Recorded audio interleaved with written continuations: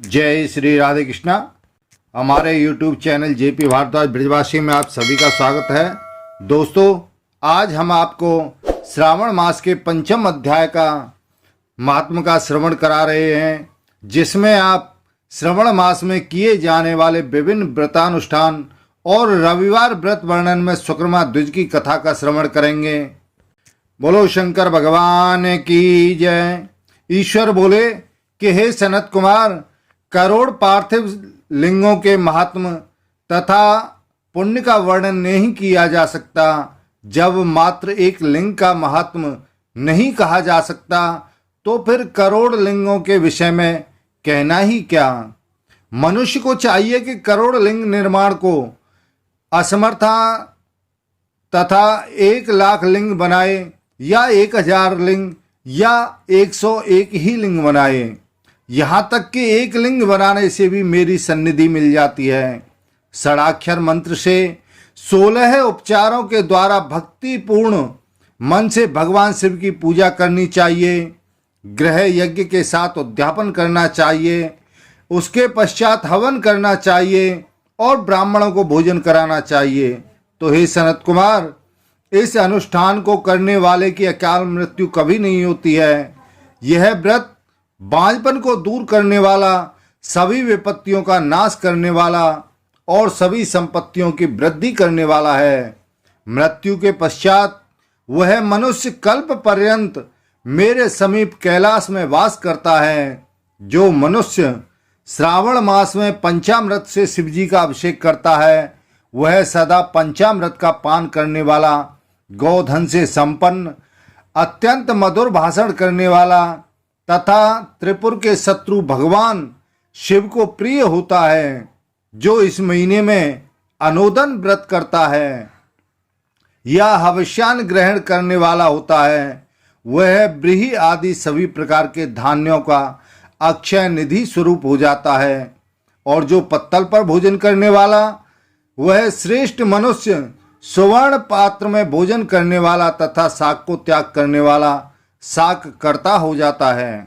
श्रावण मास में केवल भूमि पर सोने वाला कैलाश में निवास प्राप्त करता है।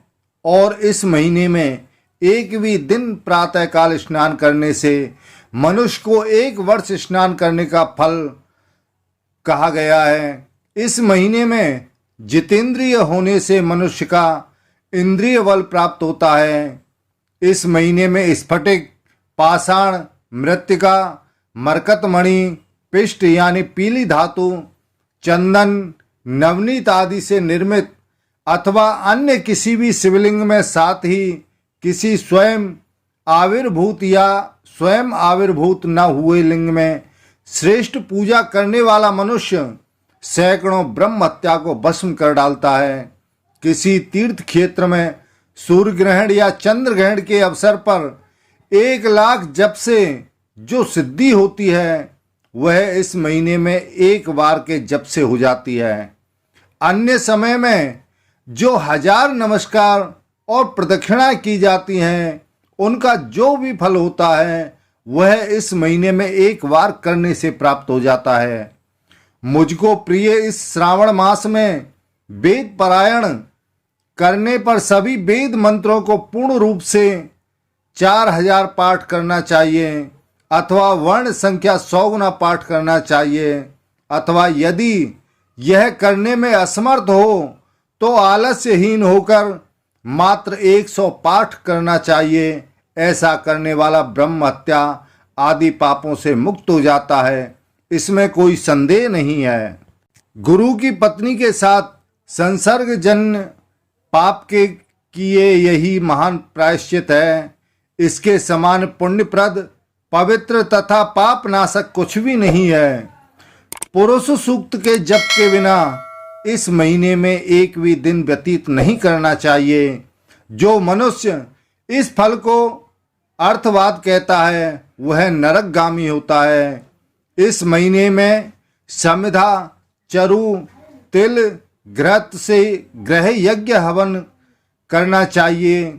शिव के रूपों का भली भांति ध्यान करके धूप, गंध, पुष्प, नैवेद्य आदि से पूजन करना चाहिए और अपने सामर्थ्य के अनुसार कोटि हवन या लक्ष्य हवन या 10 सहस्त्र होम करना चाहिए। व्याहृतियों यानी ओम भू, ओम भुवः, ओम स्वः के 7 तिलों के द्वारा भी यह ग्रह यज्ञ नामक होम किया जाता है। तो हे सनत कुमार, इसके बाद अब मैं वारों के व्रतों का वर्णन करूंगा, आप सुनिए। हे अनग, उनमें सर्वप्रथम मैं आपको रविवार का व्रत बताऊंगा। इस संबंध में लोग एक प्राचीन इतिहास को कहते हैं। प्रतिष्ठानपुर में सुकर्मा नामक एक द्विज था। वह दरिद्र, कृपण और भिक्षा व्रत में लगा रहता था। एक बार वह धान्य मांगने के लिए घूमते घूमते नगर में गया। उसने किसी गृहस्थ के घर में मिलकर रविवार का उत्तम व्रत करती हुई स्त्रियों को देखा। तब उसे देखकर वे स्त्रियां परस्पर कहने लगीं कि इस पूजा विधि को शीघ्रतापूर्वक छिपा लो। इस पर वह विप्र उन स्त्रियों से बोला कि हे श्रेष्ठ स्त्रियों, आप लोग इस व्रत को क्यों छिपा रही हैं? आप सभी दयालु स्त्रियां मुझ पर कृपा करके इसके विषय में बताएं। तीनों लोकों में परोपकार के समान कोई धर्म नहीं है। समान चित्त वाले सज्जनों के लिए परमार्थ ही स्वार्थ है। मैं दरिद्र तथा दुखी हूँ। इस श्रेष्ठ व्रत को सुनकर मैं भी इसे करूँगा। अतः आप लोग इस व्रत का विधान तथा फल अवश्य मुझे बताएं। तब स्त्रियां कहने लगीं कि हे द्विज ब्राह्मण, हे विप्र, इस व्रत के करने में आप उन्माद तथा प्रमाद करेंगे अथवा इसे भूल जाएंगे या इसके प्रति आभक्ति या अनास्था रखने लगेंगे। अतः आपको यह व्रत कैसे बताएं? उनकी यह बात सुनकर विप्रेंद्र ने यह वचन कहा, हे उत्तम व्रत वाली साध्वियों, मैं ज्ञानवान तथा भक्ति संपन्न हूँ। उसका यह वचन सुनकर उनमें जो एक प्रौढ़ा स्त्री थी, वह उस ब्राह्मण से व्रत तथा व्रत की विधि यथावत बताने लगी। हे ब्राह्मण, श्रावण शुक्ल पक्ष के प्रथम रविवार को मौन होकर उठ करके शीतल जल से स्नान करें। तदनंतर अपना नित्य कर्म संपन्न करके पान के एक शुभ दल पर रक्त चंदन से सूर्य के समान पूर्ण गोलाकार 12 परिधियों वाला सुंदर मंडल बनाएं और उस मंडल में रक्त चंदन से संज्ञा सहित सूर्य का पूजन करें।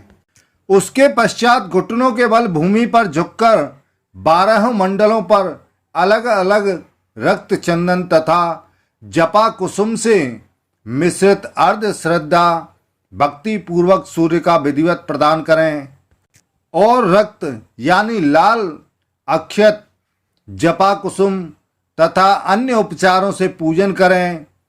तदनंतर खंडक शर्करा यानी जो मिश्री होती है उसे युक्त तारकेल के बीज का नैवेद्य अर्पित करके आदित्य मंत्रों से सूर्य की स्तुति करें और श्रेष्ठ 12 मंत्रों से 12 नमस्कार तथा प्रदक्षिणाएं करें। उसके पश्चात 6 तंतुओं से बनाए गए सूत्र में 6 ग्रंथियां बनाकर देवेश सूर्य को अर्पण करके उसे अपने गले में बांधें और पुनः 12 फलों से युक्त वायन ब्राह्मण को प्रदान करें। इस व्रत की विधि किसी के समक्ष नहीं सुनना चाहिए, ना सुनाना चाहिए। तो हे विप्र, इस विधि से व्रत के जाने पर धनहीन व्यक्ति धन प्राप्त करता है और पुत्रहीन पुत्र प्राप्त करता है, कोड़ी कोड़ से मुक्त हो जाता है, बंधन में पड़ा हुआ बंधन से छूट जाता है और रोगी रोग से रहित हो जाता है। तो हे विप्रेंद्र, अधिक कहने से क्या प्रयोजन? यह साधक जिस जिस अभीष्ट की कामना करता है, इस व्रत के प्रभाव से उसे प्राप्त कर लेता है। इस प्रकार श्रावण मास के 4 रविवार और कभी कभी 5 रविवारों में इस व्रत को करना चाहिए। तदनंतर व्रत की संपूर्णता के लिए उद्यापन करना चाहिए। तो हे विप्रेंद्र, आप भी इसी प्रकार करें, इससे आपकी सभी कामनाओं की सिद्धि हो जाएगी। उसके पश्चात उन पतिव्रताओं को नमस्कार करके वह ब्राह्मण अपने घर गया। उसने जैसा सुना था उसी विधि से उस संपूर्ण व्रत को किया और अपने दोनों पुत्रियों को भी वह व्रत सुनाया। उस व्रत के सुनने मात्र से शिवजी के दर्शन से तथा उनके पूजन के प्रभाव से वे कन्याएं देवांगनाओं के सदृश हो गईं। उसी समय से उस ब्राह्मण के घर में लक्ष्मी ने प्रवेश किया और अनेक उपायों तथा निमित्तों से धनवान हो गया। किसी दिन उस नगर के राजा ने ब्राह्मण के घर से होकर राजमार्ग से जाते समय खिड़की में खड़ी उन दोनों सुंदर और अनुपमेय कन्याओं को देख लिया। तीनों लोकों में कमल, चंद्रमा आदि जो भी सुंदर वस्तुएं हैं, उन्हें वे दोनों कन्याएं अपने शरीर में अवयवों से तिरस्कृत कर रही थीं। उन्हें देखकर के राजा मोहित हो गए और क्षण भर के लिए वहां खड़े हो गए। ब्राह्मण को शीघ्र बुलाकर उन्होंने दोनों कन्याओं को मांग लिया। तब उस ब्राह्मण ने भी हर्षित होकर दोनों कन्याएं राजा को प्रदान कर दी। उस राजा को पति रूप में प्राप्त करके वे कन्याएं भी प्रसन्न हो गईं। वे स्वयं इस व्रत को करने लगीं और पुत्र पौत्र आदि से संपन्न हो गईं। तो हे मुने, महान ऐश्वर्य देने वाले इस व्रत को मैंने आपसे कह दिया है। हे विधि नंदन, जिस व्रत के श्रावण मात्र से मनुष्य सभी मनोरथों को प्राप्त कर लेता है, उसके अनुष्ठान करने का फल वर्णन कैसे किया जाए। तो इस प्रकार से श्री स्कंद पुराण के अंतर्गत ईश्वर सनत कुमार संवाद में श्रावण मास महात्म का प्रगुण नाना व्रत रविवार व्रतादि कथन नामक 5वां अध्याय संपूर्ण। बोलो शंकर भगवान की जय। दोस्तों, जिसने भी चैनल को सब्सक्राइब नहीं किया है, कृपया चैनल को सब्सक्राइब करें, लाइक करें तथा शेयर भी करें। इसी के साथ ही जय श्री राधे कृष्णा।